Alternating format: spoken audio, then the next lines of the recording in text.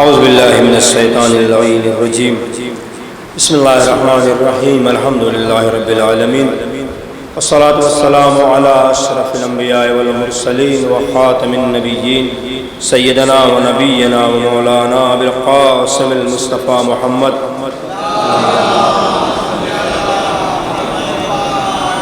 وعلى آل الطيبين الطاهرين المعصومين المظلومين ولعنة الله على أعدائهم أجمعين من يومنا هذا إلى يوم الدين. أما بعد قال رسول الله صلى الله عليه وآله وسلم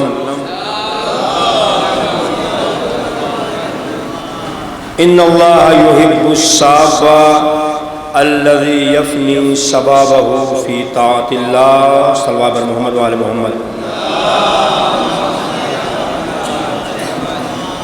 موضوع بہت طویل ہے اور بہت کشادہ ہے. امام زمانہ اور آج کا نوجوان ایک عشرہ مجالس کے اعتبار سے موضوع ہے اور اس مختصر 5-10 منٹ کی تقریر میں ظاہر سی بات ہے اس موضوع کو جو حق ہے بیان کرنے کا وہ ادا نہیں ہو سکتا ہے.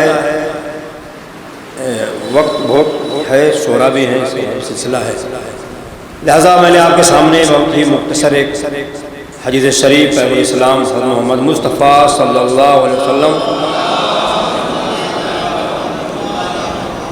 ارشاد فرماتے ہیں ان اللہ یحب الشاب، اللہ اس جوان کو دوست رکھتا ہے الذی یفنی شبابہ فی طاعت اللہ، وہ جوان جو اپنی جوانی کو اللہ کی اطاعت میں فنا کرتا ہے. ظاہر سی بات ہے اسی حدیث پہ ورگردانی کی جائے، گفتگو کی جائے تو زیادہ وقت ہو جائے گا. اللہ نے انسان کو پیدا کیا اور انسان جب اس روئے زمین پہ آیا اور آنے کے بعد انسان اپنی زندگی کے مراحل کو گزارتا ہوا اس مقام پر پہنچا کہ جہاں پہ اسے جوان اور نوجوان کہا جاتا ہے. روایات کی بنیاد پہ جوان کی عبادت اللہ کو پسند ہے. جب ایک نوجوان اور جوان انسان اللہ کی عبادت کرتا ہے، امام فرماتے ہیں چھٹے امام جعفر صادق علیہ السلام ارشاد فرماتے جب یہ جوان اللہ کی اطاعت کرتا ہے تو اللہ اپنے ملائکہ کو خطاب کرتا ہے اے میرے ملائکہ دیکھو یہ میرا جوان، یہ نوجوان ہے جس کی زندگی گزارنے کے بہت سارے ایسے اوقات فراہم کیے گئے ہیں، لیکن یہ ساری دنیا لہو و لعب و عیش و آرام کو چھوڑ کر میری اطاعت میں سجدہ ریز ہے. تم گواہ رہنا کہ میں نے اس کی محبت میں اس سے محبت کرنے والوں کو جہنم سے آزاد کر دیا. اس جوان سے محبت کرنے والا وہ جوان جو اللہ کی اطاعت میں سجدہ ریز ہے، اللہ کی اطاعت کرتا ہے، اس جوان سے محبت کرنے والے جوان کو اللہ جہنم کی آگ سے نجات عنایت کرتا ہے. تو جب اس سے محبت کرنے والے کا یہ عالم ہے تو پھر اس جوان کا عالم کیا ہوگا جو اللہ کی اطاعت میں سجدہ ریز ہے. صلوات بر محمد علیہ وسلم. لہذا آپ دیکھیں یہ جوانوں کی اطاعت اور عبادت اللہ کو پسند ہے. جہاں پہ اذان کا تصور ہوتا ہے، اذان کے تصور کے ساتھ نماز کا تصور آتا ہے. جہاں پہ اذان کا تصور ہوتا ہے اذان کے ساتھ ساتھ نماز کا تصور. کیوں؟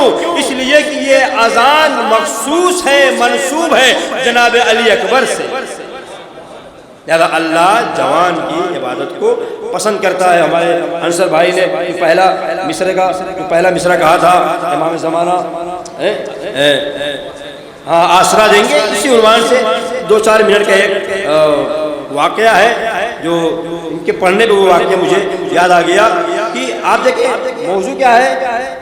وہی ہے کہ یہ اس قدر وقت تنگ ہے اور موضوع اتنا وسیع ہے کہ امام زمانہ کے زمانے کے نوجوان اور اس کے بعد آج جو دور حاضر میں ہمارا جوان اور نوجوان جو زندگی گزار رہا ہے اور اس جوانی کی دہلیز پہ قدم رکھنے کے بعد نہ جانے کیسے کیسے راستے کو اپنا رہا ہے، یہ آپ عجیب واقعہ ہے کہ تاریخ نے لکھا ہے۔ حبیب اللہ فرماتے ہیں کہ میرا ایک دوست ہے جو عالم دین ہے، اس نے مجھ سے یہ حکایت کیا، مجھ سے یہ واقعہ نقل کیا ہے کہ یہ عالم دین تہران سے مشہد سفر کر رہے ہیں۔ اسی سفر کے درمیان واقعہ 4-5 منٹ کا ہے، لیکن جب تک ہمارا نوجوان اس واقعے کو یاد رکھے گا یقیناً اس کے اندر جذبہ اطاعت پیدا ہوگا۔ یہ عالم دین سفر کر رہے ہیں، اس سفر کے درمیان میں کیا دیکھا کہ ایک جوان ہے تر و تازہ نوجوان، موضوع نوجوان ہے، اور اس واقعے میں نوجوان میرے ساتھ بس پہ سفر کر رہا ہے، اور جب وقت نماز ہو گیا تو یہ نوجوان بار بار ڈرائیور سے کہہ رہا ہے کہ نماز کا وقت ہو گیا ہے، گاڑی روکو، نماز کا وقت ہو گیا ہے۔ یہ کب کا واقعہ ہے؟ یہ انقلاب کے پہلے کا واقعہ ہے۔ ابھی تو الحمدللہ ایران کا قانون ہے کہ جب آپ سفر کریں، چاہے وہ ٹرین ہو، چاہے وہ گاڑیاں ہو، بس ہو، جہاں نماز کا وقت ہوگا ٹرین رک جائے گی، بس رک جائے گی۔ جو لوگ زیارت کر چکے ہیں، جا چکے ہیں، وہ جانتے ہیں۔ بہرحال وہ جوان اصرار کر رہا ہے بار بار کہ ڈرائیور سے کہ وقت نماز ہو گیا ہے، مجھے نماز پڑھنا ہے۔ یہ عالم دین تعجب کر رہے ہیں، یہ نوجوان جو پینٹ اور شرٹ میں ہے، اس کی یہ کیفیت بتا رہی ہے کہ یہ نماز سے بہت پرہیزگار ہے اور دل لگی ہوئی سے نماز ہے، یہ وقت پہ نماز پڑھنا چاہتا ہے۔ اس کے دل میں خیال پیدا ہوا کہ آیا میں اس سے پوچھوں کہ واقعہ کیا ہے کہ تم بار بار کیوں اصرار کر رہے ہو؟ اس لیے کہ انقلاب کا زمانہ اور آج کا زمانہ اور ہے۔ انقلاب کے پہلے کا زمانہ اور تھا کہ جہاں پہ مسجدیں کم تھی، شراب خانے زیادہ تھے۔ انقلاب کے قبل مسجدیں کم تھے، شراب خانے زیادہ تھے۔ ایسے عالم میں، ایسے حالات میں وہ اس نے کہا کہ آغا جناب میں امریکہ میں پڑھتا ہوں، آیا ہوں کچھ دنوں کے لیے۔ میرے ساتھ ایک واقعہ پیش آیا کہ ایک ہی وقت میں مجھے 2 جگہ پہ ایگزام دینا تھا۔ ایک ایگزام میں دے چکا تھا، دوسرا ایگزام دینے کے لیے یہاں سے پہنچو، دوسرا ایگزام دینے کے لیے مجھے دوسری دانشگاہ میں، یونیورسٹی میں پہنچنا تھا۔ بالکل وقت نپا تلا تھا کہ اگر گاڑی صحیح طریقے سے جائے گی تو میں امتحان حال میں پہنچ جاؤں گا وقت معینہ پر۔ لیکن اتفاق کیا ہوا کہ اس کی گاڑی راستے میں خراب ہو گئی۔ راستے میں گاڑی خراب ہو گئی۔ ابھی مسلسل ڈرائیور اور جو اس کے افراد ہوتے ہیں کوشش کر رہے ہیں، وہ رینچ اور جو اسلحہ ہوتا ہے، افزار ہوتے ہیں، وہ گاڑی کو ٹھیک کر رہے ہیں، صحیح کر رہے ہیں۔ گاڑی ٹھیک ہونے والی نہیں ہے۔ اس جوان کے ذہن میں یہ خیال پیدا ہوا کہ اب تو میری 1 سال کی محنت رائگاں ہو گئی، رائگاں ہو جائے۔ کیوں؟ اب مجھے یقین ہو گیا ہے کہ اگر یہ گاڑی صحیح بھی ہو جاتی ہے تو یہ مجھے امتحان گاہ تک نہیں پہنچائے گی۔ اب اس کی آس ٹوٹنے لگی، یہ نوجوان انسان، اس کی آس ٹوٹنے لگی۔ ایک مرتبہ اس کو اپنی ماں کا واقعہ یاد آ گیا۔ اس کی ماں کا واقعہ یاد آ گیا۔ اس کی ماں نے کہا تھا جب تمہیں کوئی مشکل پیش آئے تو تم امام زمانہ سے توسل کرو۔ انصر بھائی، جب کوئی مشکل پیش آئے نوجوان سے، اس کی ماں نے کہا جب کوئی مشکل پیش آئے تو تم امام زمانہ سے متوسل ہونا، توسل اختیار کرنا، یقیناً امام زمانہ تمہاری حمایت کریں گے اور تمہاری مشکل کو حل کریں گے۔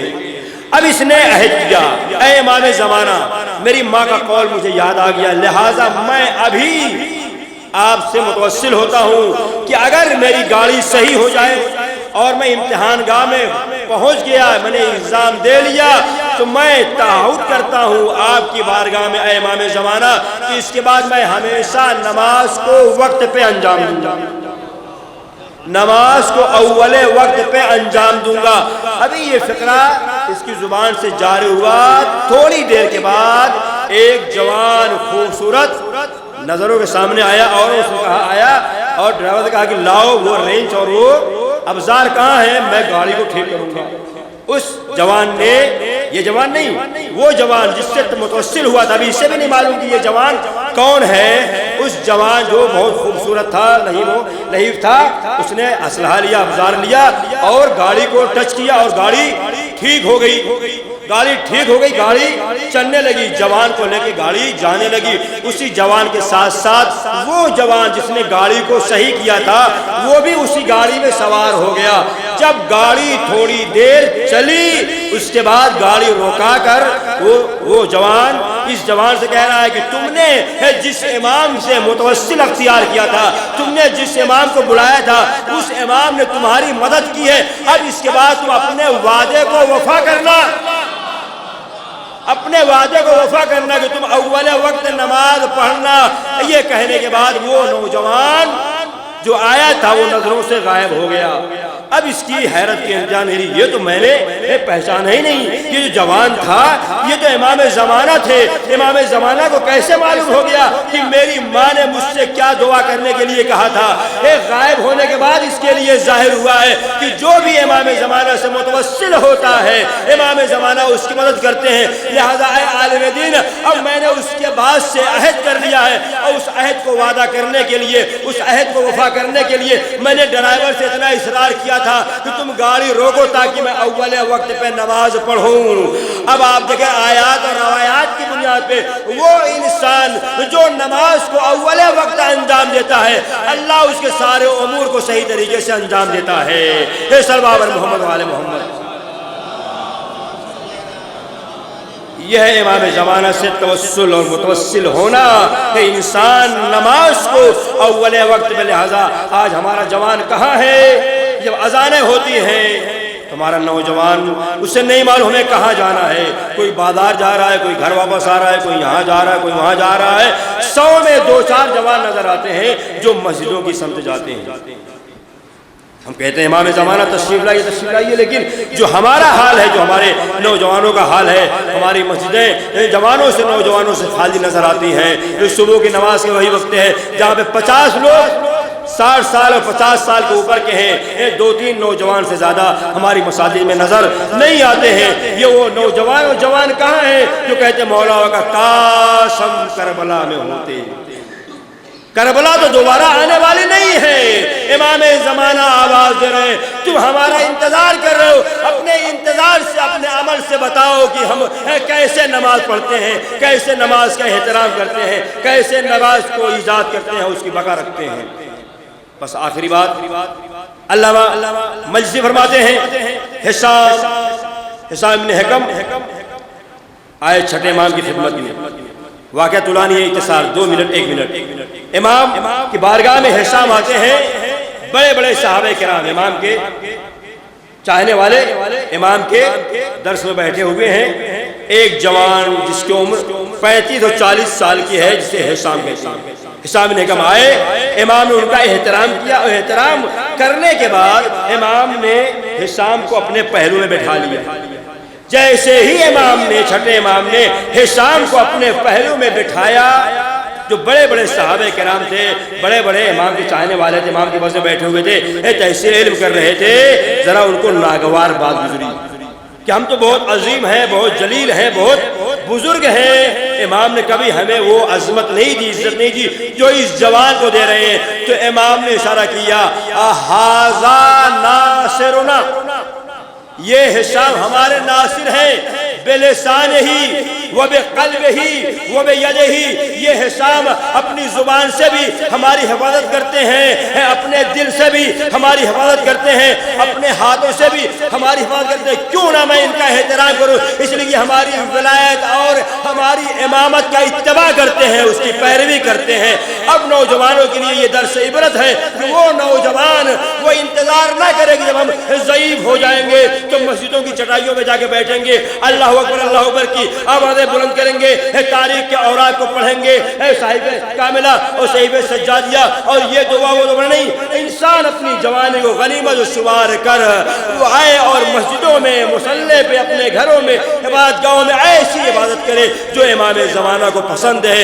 امام زمانہ کو وہی نوجوان پسند ہے جس کے لیے روایتیں بھی ہیں کہ تم اپنی زندگی، اے جوانوں میں تمہیں 2 حال سے زیادہ دیکھنا نہیں جاتا۔ امام فرماتے ہیں اے جوانوں، آخری بات، میں تمہیں دو حال سے زیادہ دیکھنا نہیں چاہتا ہوں۔ تیسری حالت نہیں ہے، یا تحصیل علم کرو، یا علم سیکھو یا سکھاؤ، اس کے علاوہ کوئی تیسری صورت جوانوں کے لیے نہیں ہے۔ اگر آج ہمارا نوجوان چاہتا ہے دنیا کے سارے علوم پہ جس میدان میں چاہے وہ تسلط حاصل کرے، تو سوائے اس کے کوئی اور راستہ نہیں ہے۔ جو ہمارے مکاتب ہیں، جو ہماری یونیورسٹیاں ہیں، جو ہمارے کالج ہیں، انسان کالج میں جاتا ہے، یونیورسٹی میں جاتا ہے، تحصیل علم کرتا ہے، اس کے لیے یہ روایت اس کی نگاہوں کے سامنے ہونا چاہیے کہ یہ امام نے فرمایا ہے، اے جوانوں میں تمہیں دو حال سے زیادہ تیسری حالت میں دیکھنا چاہتا ہوں، یا تحصیل علم کرو، علم سیکھو یا سکھاؤ۔